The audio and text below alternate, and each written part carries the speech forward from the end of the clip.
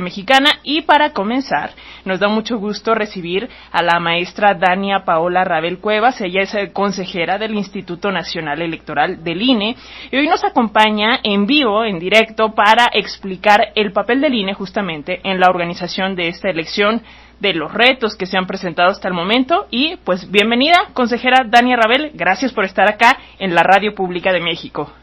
Muchas gracias a ti, Alexia, por la invitación. Me parece primordial que tengamos este acercamiento con la ciudadanía para explicarles una elección que es muy distinta a la que hemos vivido. Entonces, es necesario que tengamos este ejercicio de comunicación.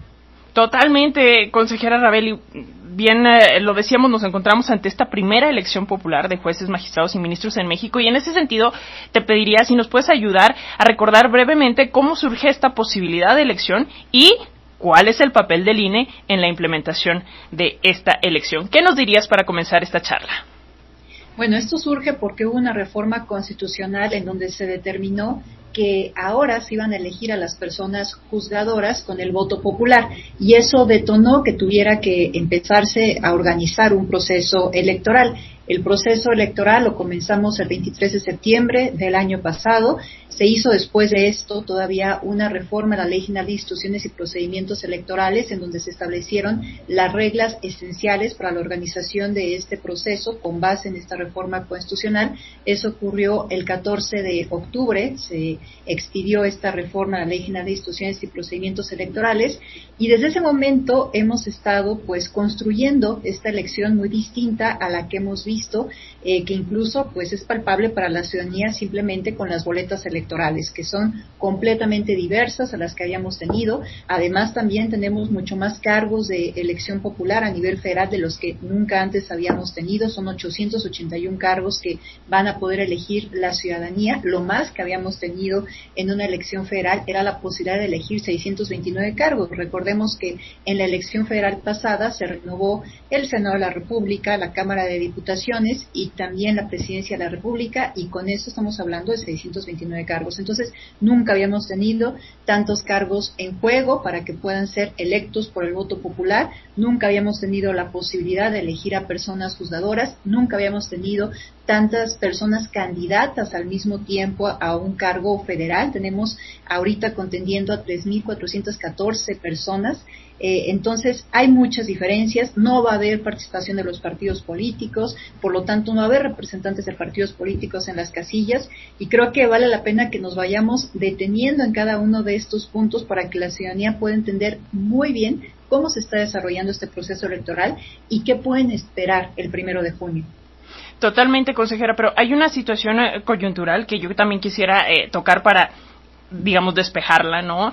Porque el Senado envía una lista de 26 aspirantes que busca cancelar, argumentando que no cumplen con el requisito de o el promedio académico de 8, o por que no tienen buena reputación por haber defendido a personajes de la delincuencia organizada, o porque incluso, lo que me parece grave, tienen señalamientos de abuso sexual o de otros delitos, ¿no? Y entonces el INE dice que no puede dar de baja estas candidaturas, pero ¿pudieras explicarnos por qué el INE no puede dar de baja al menos estas 26 candidaturas que dice el Senado? A ver, explico lo que ha hecho hasta este momento el INE, y el tema que refieres específicamente va a ser abordado el día de mañana en la sesión de Consejo General. En pocas palabras, sobre este tema todavía no se ha tomado una determinación por el máximo órgano de dirección del Instituto Nacional Electoral. ¿Qué se ha hecho hasta este momento el Instituto Nacional Electoral con relación a estas temáticas? Aprobamos el 25 de abril, si la memoria no me falla, en el Consejo General, un procedimiento que denominamos 8 de 8, que digamos es el seguimiento de la 3 de 3 contra la violencia, y que ahora pues está en el artículo 38 constitucional. Ahí lo que dijimos es que íbamos a hacer la revisión de que las personas candidatas no hubieran incurrido en alguno de los supuestos que se establecen en el artículo 38 constitucional, específicamente en las fracciones 5, 6 y 7. Esto quiere decir que no sean prófugos de la justicia, que no tengan una sentencia firme en donde se les haya suspendido sus derechos político-electorales, o que no hubiesen cometido algún delito de género, por ejemplo, violencia familiar, contra la intimidad sexual, etcétera, ¿no? Y que no sean personas deudoras alimentarias morosas. Entonces, Tomamos esa determinación en el Consejo General, hubo dudas, no fue una determinación unánime, hubo 3 consejerías que votaron en contra de que pudiéramos hacer esta revisión, sin embargo, pues por mayoría se aprobó. Eso es lo que hasta este momento hemos determinado, por una razón muy clara también. Cuando estamos hablando de derechos políticos electorales, estamos hablando de derechos humanos. Entonces, debe de haber un procedimiento en donde haya una revisión, en donde se haya investigado completamente de forma exhaustiva y sobre todo se haya escuchado a la persona para poder llegar a esa determinación. En los casos que se prevén en el artículo 38, nos parece que eso ha ocurrido. Entonces, esa es la revisión que vamos a hacer. Ahora, lo que plantea el Senado de la República, o lo que vinieron a plantear con 3 escritos que se vinculan con 26 candidaturas, es algo distinto. No estamos hablando en este momento de personas sentenciadas, o por lo menos en las que ponen en consideración del Consejo General, sino posiblemente vinculadas a un proceso. Estamos hablando de personas que se dice que no gozan de buena reputación, o que a lo mejor fueron defensoras de determinada persona y que por eso no podrían ser electas. Honestamente, eso no es algo que suspenda los derechos político-electorales. Y eso es algo que en particular se debió haber revisado por los comités de evaluación de los poderes de la Unión que hicieron estas postulaciones. Lamentablemente, pues veo ahora que no se hizo, ¿no? Cuando nos dieron a nosotros estas candidaturas, pues supuestamente esto se revisó. Y también todavía es más lamentable el hecho de que hubieron muchas voces de personas juzgadoras que formaban parte del Poder Judicial, que una de las cosas que más reclamaban era eso, que ellos consideraban que en este procedimiento no se estaba haciendo una revisión de la idoneidad de los perfiles. Y bueno, ahora tenemos esta cuestión que no le corresponde hacer al Instituto Nacional Electoral, que lamentablemente en su momento no se hizo y que ahorita no tenemos una facultad legal para poder hacer cancelaciones de estas candidaturas por esos motivos. Como sea, yo reitero, el día de mañana es algo que vamos a discutir ampliamente y llegaremos a una determinación. Totalmente, o sea, ahí los comités tendrían que haber hecho su chamba. Pero, consejera, también preguntarte cómo ha afectado, si ha afectado el tema del recorte presupuestal a la organización de esta jornada electoral extraordinaria, porque si la memoria no me falla, estamos hablando de una disminución de más de 8,000 millones de pesos, ¿no? Sí, a ver, esto ha tenido una afectación grave. A ver, se puede ver la disminución un poco como tú lo dices, considerando a lo mejor el presupuesto que en su momento teníamos para una consulta popular que no se llevó a cabo, pero digamos lo que en términos llanos se nos disminuyó más de lo que habíamos nosotros solicitado para la organización de la elección extraordinaria del Poder Judicial, porque nosotros solicitamos en, digamos, cifras redondas, 13,200 millones de pesos para la elección extraordinaria del Poder Judicial, y la reducción que tuvimos fue de 13,400 millones de pesos. ¿Qué fue lo que nos ayudó un poco en esto?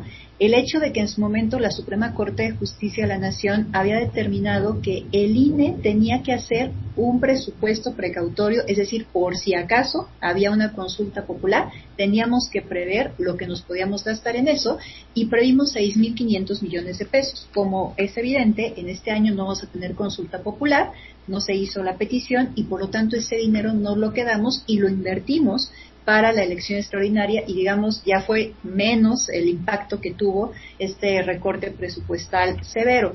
Aún así, y como puede ser también evidente para la ciudadanía, lo que tuvimos que hacer con este dinero mucho menor al que habíamos nosotros previsto fue reducir el número de casillas a instalar. Habíamos considerado instalar 170,000 casillas y también en cifras redondas pues nos quedamos ahora en 84,000. Y eso implica que, por supuesto, aunque no van a estar muy lejanas las casillas, ahora se denominan seccionales, pues no van a estar tan cercanas como las tuvimos en el proceso electoral federal pasado. Con esta reducción de casillas, pues empezamos a tener mucha reducción en cascada de otros costos. Por ejemplo, el gasto para apoyo en alimentación que tenemos que dar a las personas funcionarias de mesa directiva de casilla, también a lo mejor el apoyo que se puede dar a privados cuando presten sus casas para poner ahí alguna casilla, el número de supervisores y capacitadores asistentes electorales. Aún así, y a pesar de que tuvimos una ampliación presupuestal de 800 millones de pesos, con esta reducción, nuestras áreas técnicas lo que habían dicho es que requeríamos, incluso para poner nada más las 84,000 casillas, una ampliación de 1.500 millones de pesos, que no recibimos, reitero, únicamente nos dieron 800 millones de pesos, y bueno, pues eso nos ha llevado a tener que reducir de otros lugares el costo que teníamos nosotros previsto, de otras funciones ordinarias del Instituto Nacional Electoral, como la educación cívica, por ejemplo, como algunas cuestiones de organización electoral, y por supuesto pues un impacto muy obvio y que pues se ve de manera muy tangible en esta elección extraordinaria, pues es el hecho de no poder haber hecho algunas cuestiones que habíamos hecho en otros procesos electorales y que se vinculan directamente con la inclusión de las personas. Por ejemplo, el voto de mexicanos y mexicanas residentes en el extranjero, el voto de personas en prisión preventiva, algunas cuestiones, aditamentos para poder garantizar el voto de las personas con discapacidad visual. Esos impactos están muy obvios y pues fue también consecuencia de este recorte presupuestal, pero también hay que decirlo, de que tuvimos muy poco tiempo para organizar esta elección que no tiene precedentes. Consejera, ¿en qué estado se va a llevar a cabo elecciones? ¿Esto se va a replicar en los 32 estados? No, vamos a tener elecciones locales en 19 entidades federativas. Entonces, ahí digamos que tendremos elecciones concurrentes con la federal.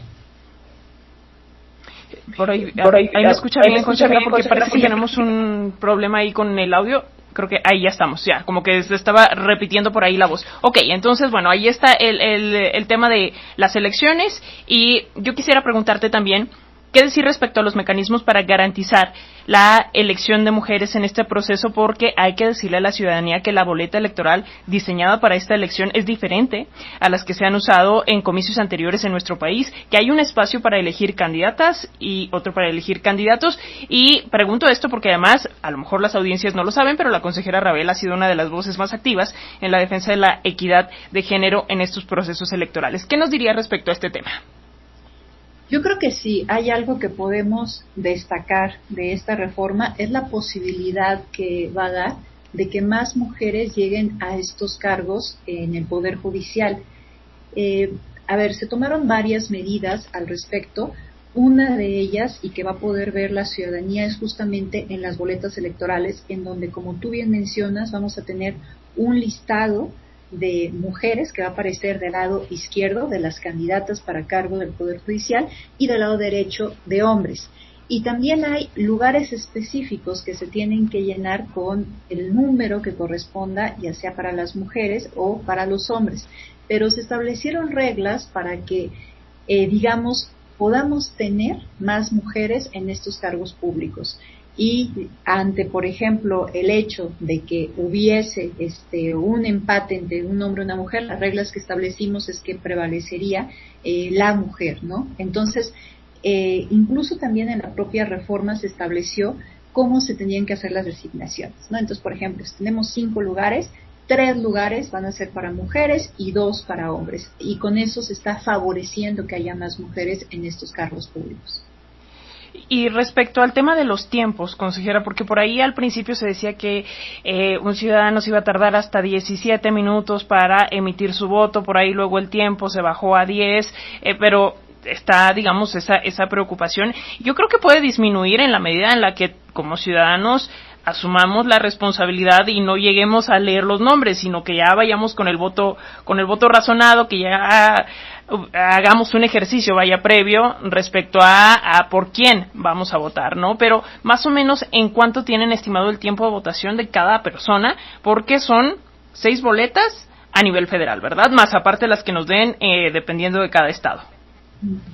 Sí, esto que mencionas es fundamental, que efectivamente la gente se meta a conocer los perfiles de las personas candidatas, que ya hayan reflexionado su voto, que ya vayan pensando en un número que van a colocar en la boleta electoral para que se pueda agilizar este proceso. Sin lugar a dudas, eso puede hacer una gran diferencia.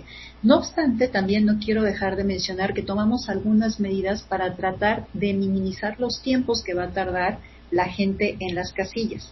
Destaco dos y que son distintas a lo que hemos visto en otros procesos electorales. Generalmente cuando nosotros llegamos a la casilla, nos dirigimos a la mesa directiva de casilla, damos nuestra credencial para votar, nos buscan en el listado nominal, verifican que estamos ahí, entonces nos dan las boletas, pasamos a la mampara y después regresamos a la mesa directiva de casilla y nos devuelven nuestra credencial para votar ya marcada y en ese momento nos entintan el dedo. Ahora, para tratar de agilizar ese procedimiento y reducir los tiempos que va a estar la gente en las casillas, lo que va a pasar es que la gente llega a la mesa directiva de casilla, presenta su credencial para votar, se le busca en el listado nominal y si sí aparece, se le dan las boletas electorales, pero en ese mismo acto se le va a marcar su credencial para votar y se le va a entintar el dedo para evitar que vuelva a regresar a la mesa directiva de casilla y con eso pues reducir un poquito el tiempo, que a lo mejor puede ser menor, pueden ser unos segundos, minutos, pero que pues ya cuando lo multiplicamos eso es valioso. Esa es una. La otra es, van a encontrar nada más una urna para meter todas las boletas. Entonces, digamos que no van a tener que repartir a lo mejor entre 6 urnas distintas y bueno, y si se suman las de los institutos electorales locales, pues entonces podría ser hasta el doble. Entonces, nada más se van a dirigir a una y ahí van a meter las boletas, eso también para reducir los tiempos. Ahora, lo que nosotros vimos en los simulacros que realizamos es que la tardanza podía oscilar entre 10 y 15 minutos, ¿no? Pero pues por supuesto que en la medida en que la gente vaya bien informada, creo que esto podría llegar a reducirse. Pero bueno, de todos modos hacer conciencia e ir preparados, ¿no? Para disponer de ese tiempo y poder hacer este ejercicio ciudadano. Y creo que ahí la chama va a estar para quienes van a tener que separar los votos de esta urna y ver cuáles son para cada uno de estos cargos. Hablábamos hace unos instantes del tema del presupuesto, consejera, ¿no? Y ya decías que debido al tema del presupuesto, pues se complica, por ejemplo, la elección de personas que estén en prisión preventiva, ¿no? Pero ¿habrá oportunidad de ejercer el voto anticipado para quienes no puedan acudir a casilla? Por ejemplo, me refiero a personas que estén postradas por tema de enfermedad. Sí, y esto creo que también es relevante, que esto sí lo vamos a poder implementar, el voto anticipado para las personas que estén en situación de postración e incluso no solamente para ellas, sino también para sus personas cuidadoras primarias. Ya tenemos en la lista nominal a 5.555 personas que van a ejercer su voto en esta modalidad y como su nombre lo indica, pues es un voto anticipado, entonces eso se va a llevar a cabo entre el 12 y el 21 de mayo, pero eso sí lo vamos a poder realizar y creo que también es relevante. Y para poder hacer uso de este derecho, ¿qué hay que hacer? ¿Me meto a la página del INE o a quién le llamo o cómo está la cosa, consejera? Bueno, eso ya pasó. Digamos que ahorita ya no se podría hacer esta modificación. Las fechas de registro ya ocurrieron porque además de todo, pues se pasa por una verificación. En principio, lo que se estableció era que aquellas personas que hubieran sido credencializadas en su propio domicilio, con base en lo que establece el artículo 141 de la Ley General de Instituciones y Procedimientos Electorales, son las que tenían derecho a poder hacer este voto anticipado. Después, a partir del año pasado, por una sentencia de la Sala Superior, se amplió esta posibilidad para las personas cuidadoras primarias y entonces también pues se hizo este registro, hicimos estas verificaciones in situ en los domicilios de estas personas y después de eso se conformó la lista nominal. Una vez conformada esta lista nominal, pues por certeza se cierra. Por eso justo ahora ya te puedo dar el número exacto de personas que están conformando esa lista nominal, que son 5.555. Pues ahí está, y consejera, agradeciéndote mucho este tiempo para las audiencias de Radio Educación y considerando, las controversias, pero también los desafíos que ha enfrentado esta elección, ¿cuáles son las lecciones aprendidas hasta ahora y cómo podrían aplicarse pues a los futuros procesos similares que vengan en los siguientes años? A ver, sin duda alguna tenemos que hacer un corte de caja después de esta elección extraordinaria y ojalá que podamos tener también la oportunidad en tu programa de poder hacer una revisión y tener una retroalimentación una vez que pase este proceso electoral. Hasta ahorita lo que te puedo ir adelantando es que sí se requiere más tiempo para poder hacer una planeación adecuada, sí se requiere que tengamos los recursos que se solicitan para poder hacer una organización óptima. Se requiere pues también que tengamos una posibilidad de mayor difusión y para eso se requiere un mayor tiempo. creo que sobre todo tenemos que ponderar el hecho de que para 2027, que es cuando se va a hacer la elección de la segunda mitad de la integración del Poder Judicial Federal, pues vamos a tener también la renovación de la Cámara de Diputaciones y vamos a tener la renovación de 17 gubernaturas. Eso va a complicar más esta implementación, entonces es algo que también se tiene que considerar porque van a tener que concluir todas estas elecciones. Así es que hay que empezar a simplificar con base en las enseñanzas que vamos a tener una vez que termine este proceso electoral. Pues ahí está, consejera Dania Rabel, muchas gracias por acompañarnos en este espacio, mucho éxito en lo que resta de la organización de esta elección y espero que nos encontremos muy pronto justo para hacer esta revisión de los puntos que pueden ser perfectibles. Mientras tanto, un fuerte abrazo. Gracias, Alexia, hasta luego. Y bueno,